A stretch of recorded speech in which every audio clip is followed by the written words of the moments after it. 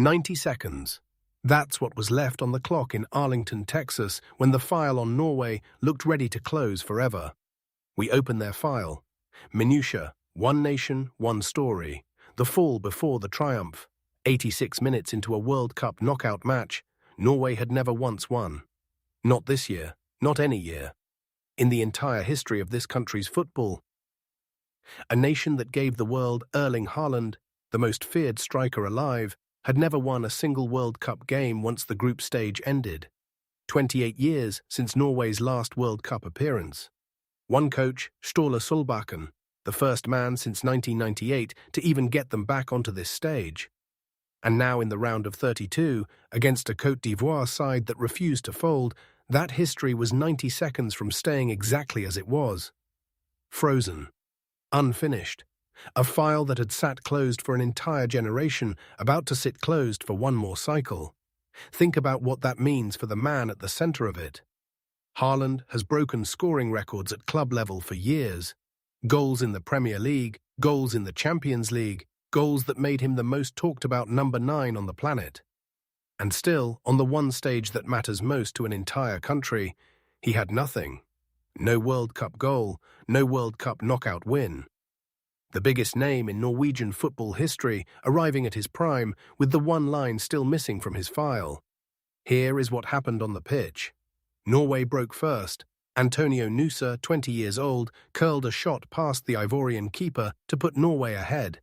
The kind of goal that makes a favourite look inevitable early. For most of the night, that lead held.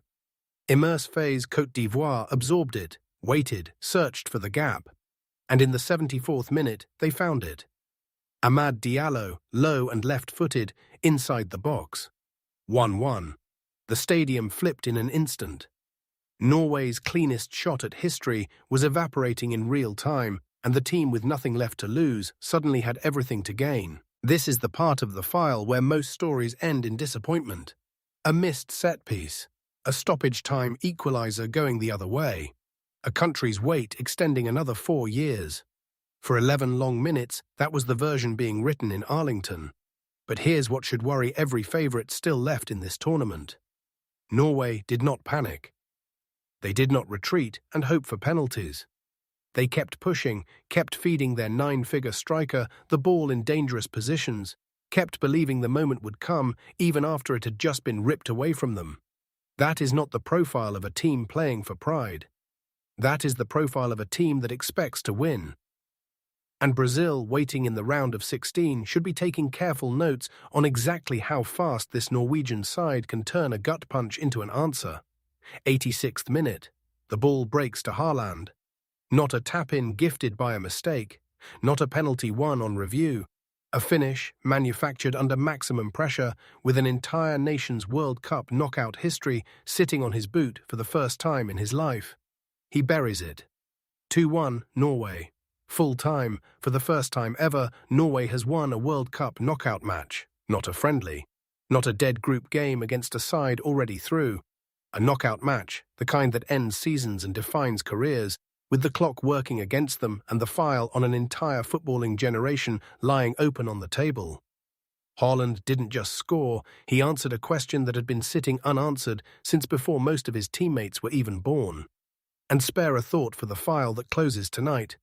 Côte d'Ivoire came to Texas and gave a heavyweight everything it could handle for 86 minutes, matching one of the tournament's most dangerous attacks kick for kick. Their coach, Immerse Faye, would later reflect that his team lacked the maturity to see the moment through. A fair, painful assessment from a manager who watched his players go toe-to-toe with a favourite and still end up on a plane home. That is the other half of every redemption story. Somebody's fall makes room for somebody else's rise. Tonight, the fall belonged to Côte d'Ivoire, and the rise belonged to a country that waited 28 years for the right to say it finally happened. Here is the part nobody wants to say out loud yet.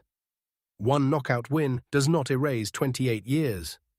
It does not guarantee anything against a Brazil side built for exactly this stage of the tournament. Haaland has now shown, once in front of the world, with everything on the line, that he can be the difference. The next file, Norway versus Brazil, is the one that decides whether Arlington was a breakthrough or a peak. The doubt doesn't disappear because of one night in Texas. It just moves to the next round, and it moves with him. That's the file, not a fairy tale finished. A fall absorbed with 11 minutes still on the clock, and a first step towards something that hasn't been proven yet. We close the file on Norway's first World Cup knockout win. For now, the story doesn't end 90 seconds from history. It just opens the next chapter. If this hit, like it, share it with one football friend, and subscribe. A new file opens tomorrow. The files never close.